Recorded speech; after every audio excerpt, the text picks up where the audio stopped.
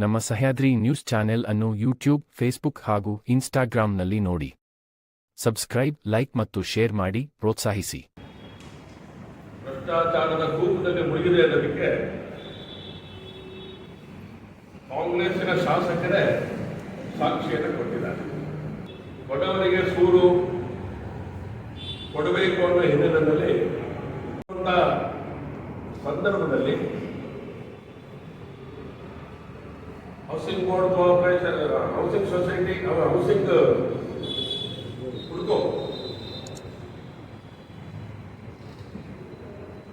ಹುಡ್ಕೋನಲ್ಲಿ ನಡೀತಾ ಇರುವಂತಹ ಭ್ರಷ್ಟಾಚಾರ, ವಸತಿ ನಿಗಮಗಳಲ್ಲಿ ನಡೀತಾ ಇರುವಂತಹ ಭ್ರಷ್ಟಾಚಾರ, ವಸತಿ ಯೋಜನೆಗಳಲ್ಲಿ ನಡೀತಾ ಇರುವಂತಹ ಭ್ರಷ್ಟಾಚಾರ, ಇದನ್ನು ಬಿಹಾರದೊಳಗಡೆ ತಮ್ಮ ನೋವನ್ನು ಹಂಚಿಕೊಂಡಿದ್ದಾರೆ. ಭ್ರಷ್ಟಾಚಾರ ಯಾವ ಹಂತದಲ್ಲಿದೆ ಎನ್ನುವಂಥ ಸಂಗತಿಯನ್ನ ಈ ರಾಜ್ಯದ ಜನತೆಗೆ ತಿಳಿಸಿದ್ದಾರೆ. ಯಾವುದಕ್ಕೂ ಕೂಡ ಸೊಪ್ಪು ಇರುವಂತಹ ಕಾಂಗ್ರೆಸ್ಸಿನ ಸರ್ಕಾರ, ಸಿದ್ದರಾಮಯ್ಯನವರ ನೇತೃತ್ವದ ಸರ್ಕಾರ ಈ ಇಲಾಖೆ ಭ್ರಷ್ಟಾಚಾರಕ್ಕೆ ಸಂಬಂಧಪಟ್ಟಂತ ಯಾವುದೇ ರೀತಿಯ ಬಲವಾದಂತಹ ತನಿಖೆ ಆಗಬೇಕು ಎಂದು ಯೋಚನೆ ಮಾಡದೇ ಇರುವಂಥದ್ದು ದುರದೃಷ್ಟಕರವಾದಂತಹ ಸಂಗತಿ. ಭಾರತೀಯ ಜನತಾ ಪಾರ್ಟಿ ಆಗ್ರಹ ಇರುವಂಥದ್ದು ಮೊದಲು ಆ ಇಲಾಖೆಯ ಸಚಿವರ ಬಗ್ಗೆ ಗಮನಿಸಬೇಕು. ಸಚಿವರು ಹೇಳಿದ್ದಾರೆ, ಜಮೀರ್ ಅಹಮದ್ ಅವರು ಏನು ಹೇಳಿದ್ದಾರೆ, ತನಿಖೆ ಮಾಡ್ತೇನೆ ಅಂತ ಮಾತನ್ನು ಅವ್ರು ಹೇಳಿದ್ದಾರೆ.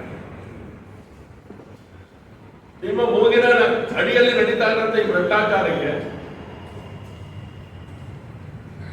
ತಾವು ಕುಮ್ಮಕ್ಕು ಕೊಡ್ತಾ ಇದ್ದಾರೆ ಅಂತ ಗೊತ್ತಾಗದಾದ್ರೆ ಹೇಗೆ? ನೀವು ಅಲ್ಲಿದ್ರೆ ಗೊತ್ತಾಗಲಿಕ್ಕೆ ಸಾಧ್ಯ ಇಲ್ಲ. ಹಾಗಾಗಿ ನೀವು ಹೊರಗಡೆ ಬರಬೇಕು, ರಾಜೀನಾಮೆ ಕೊಡಬೇಕಾಗತ್ತೆ. ನಂತರ ತನಿಖೆಗೆ ಇದನ್ನು ಒಳಪಡಿಸಬೇಕು. ಅನೇಕ ಇಲಾಖೆಗಳು ಈ ತರದ ಒಂದು ವ್ಯವಸ್ಥೆ ರೂಢಿಯಲ್ಲಿದೆ. ಅನೇಕ ಶಾಸಕರುಗಳು ಇದ್ರ ಬಗ್ಗೆ ಚರ್ಚೆಯನ್ನು ಮಾಡಿದ್ದಾರೆ. ಕಾಂಟ್ರಾಕ್ಟರ್ಗಳು ಹೋದ್ರೆ ಅದಕ್ಕೆ ಸ್ಯಾಂಕ್ಷನ್ ಕೊಡ್ತಾರೆ, ಶಾಸಕರುಗಳು ಹೋದ್ರೆ ಆ ಕಾಮಗಾರಿಗಳಿಗೆ ಸ್ಯಾಂಕ್ಷನ್ ಕೊಡೋದಿಲ್ಲ. ಹಾಗಾದ್ರೆ ಇದರ ಮರ್ಮ ಏನು ಅಂತೇಳಿ ಅನೇಕರು ಬಿಡಿಸಿ ಬಿಡಿಸಿ ಹೇಳಿದ್ದಾರೆ. ಎಲ್ಲ ಇಲಾಖೆಗಳಲ್ಲಿ ಸರ್ಕಾರ ಬ್ರಹ್ಮಾಂಡ ಭ್ರಷ್ಟಾಚಾರದ ಕೂಪವನ್ನ ಸಾಕಿ ಸಲ್ಲುತ್ತಾ ಇದೆ. ಇದ್ರ ಬಗ್ಗೆ ಗಂಭೀರವಾಗಿ ಕ್ರಮವನ್ನು ತಗೋಬೇಕು ಅಂತೇಳಿ ಭಾರತೀಯ ಜನತಾ ಪಾರ್ಟಿ ಆಗ್ರಹ ಮಾಡಿ. ಇನ್ನು ಎರಡನೇ ಸಂಗತಿ, ಕಾಂಗ್ರೆಸ್ಸಿನ ತುಷ್ಟೀಕರಣದ ನೀತಿ ನಿಲ್ಲೇ ಇಲ್ಲ.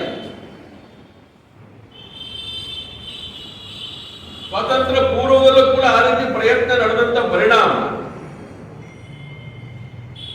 ದೇಶ ವಿಭಜನೆ ಆಯಿತು ಧರ್ಮದ ಆಧಾರಿತವಾಗಿ. ದೇಶವನ್ನೇ ಬಿಟ್ಕೊಟ್ಬಿಟ್ರು.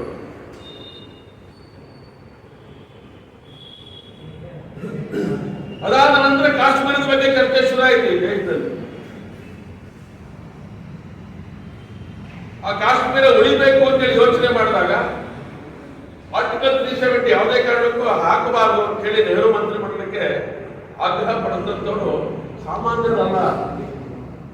ಮಂತ್ರಿಮಂಡಲದಲ್ಲೇ ಇದ್ದಂತಹ ಶ್ಯಾಮ್ ಪ್ರಸಾದ್ ಮುಖರ್ಜಿ ಅವರು ಇವತ್ತು ಅವರ ಬಲಿದಾನದ ದಿನವನ್ನು ನಾವು ಆಚರಣೆ ಮಾಡ್ತಾ ಇದ್ದೇವೆ.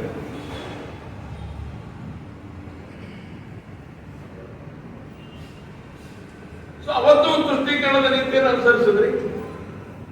ಬಲಿದಾನಗಳನ್ನ ಮಾಡಿ ಪಾರ್ಟಿ ಕಟ್ಟದಂತ, ದೇಶವನ್ನ ಕಟ್ತಾ ಇದ್ದಂತ ಭಾರತೀಯ ಜನತಾ ಪಾರ್ಟಿಯ ನೇತೃತ್ವ ಆರ್ಟಿಕಲ್ 371 ತೆಗೆದು ಕಾಶ್ಮೀರ ಭಾರತದ ಅವಿಭಾಜ್ಯ ಅಂಗ, ಕಾಶ್ಮೀರ ಭಾರತದ ಕಿರೀಟ ಅಂತೇಳಿ ಸಾಬೀತುಪಡಿಸಿದೆ, ಮತ್ತೊಮ್ಮೆ ಅನುಸರಿಸಿದೆ.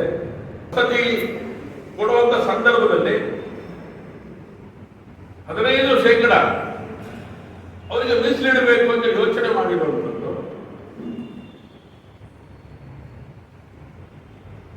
ಇದೊಂದು ತುಷ್ಟೀಕರಣದ ದೊಡ್ಡದಾದಂತ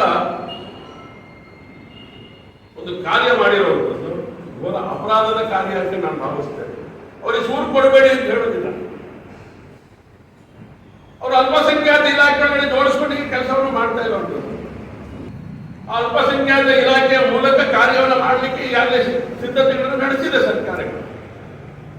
ಮತ್ತ್ಯಾಕೆ ವಿಶೇಷ ಸಂಗತಿಗಳನ್ನು ಜೋಡಿಸುವಂಥದ್ದು ಅಗತ್ಯ ಇದೆ? ಕಾಂಟ್ರಾಕ್ಟ್ ಕೊಡಬೇಕು, ಅವರಿಗೆ ಟೆಂಡರ್ಗಳನ್ನು ಕೊಡಬೇಕು ಅಂತ ಅದರಲ್ಲಿ ಮೀಸಲಾತಿಯನ್ನು ತರ್ತೀರಿ. ಈಗ ಮನೆಗಳನ್ನ ಕೊಡಬೇಕಾದ್ರೆ ಅವರಿಗೆ ಅದರೊಳಗೆ ಮತ್ತೆ ಮೀಸಲಾತಿಯಿಂದ 5% ಹೆಚ್ಚಳ ಮಾಡ್ತೀರಿ. ಇದು ತುಷ್ಟೀಕರಣದ ಇನ್ನೊಂದು ಘೋರವಾದಂತ ಮುಖವಾಡ ಇದೆ. ಇದನ್ನ ಕೈ ಬಿಡಬೇಕು ಅಂತ ಆಗ್ರಹ ಪಡಿಸ್ತೇನೆ. ಕೊಡಕ್ಕೆ ವ್ಯವಸ್ಥೆಗಳಿಂದ ಆ ವ್ಯವಸ್ಥೆಗಳಲ್ಲೇ ಕೊಡಬೇಕಾಗತ್ತೆ. ನಾವು ಬಡವರಿಗೆ ಸೂರು ಅಂತಾದಾಗ ಎಲ್ಲರೂ ಬಂದ್ಬಿಡ್ತಾರೆ. ಬಿಪಿಎಲ್ ಅಡಿಯೊಳಗಡೆ ಬರುವಂತ ವ್ಯಕ್ತಿಗಳಿಗೆ ಸೂರು ಕೊಡಬೇಕು ಅಂತ ಇರುವಂತ ವ್ಯವಸ್ಥೆ. ಅಲ್ಲಿ ಮುಸಲ್ಮಾನ್ ಇರಲಿ, ಕ್ರಿಶ್ಚಿಯನ್ ಇರಲಿ, ಹಿಂದೂ ಇರಲಿ, ಅವ್ರಿಗೆ ಕೊಡಬೇಕು ಅಂತ ಇರಬೇಕಾದ್ರೆ ಅದ್ರಲ್ಲಿ ಇನ್ನು ಹೆಚ್ಚು 5% ಕೊಡಬೇಕು ಅನ್ನೋದು ಏನು ವ್ಯವಸ್ಥೆ ಮಾಡ್ತಾ ಇದ್ವಿ. ಇದು ಅಕ್ಷಮ್ಯ ಅಂತ ಹೇಳಿ ನಾನು ಈ ಸಂದರ್ಭ ಹೇಳಲಿಕ್ಕೆ ಇಷ್ಟಪಡ್ತೇನೆ. ಬಡವರಿಗೆ ಕೊಡಬೇಕು, ಓಕೆ, ಬಡವರಿಗೆ ಕೊಡಬೇಕಾಗ್ತದೆ. ಅದೇ ಹೇಳಿದೆ, ತುಷ್ಟೀಕರಣದ ನೀತಿ, ಲೋಂಗಿ ಜಾತ್ಯತೀತವಾದ ಕಾಂಗ್ರೆಸ್ ಅವತ್ತಿಂದ ಮಾಡ್ಕೊಂಡು ಬಂದಿದೆ.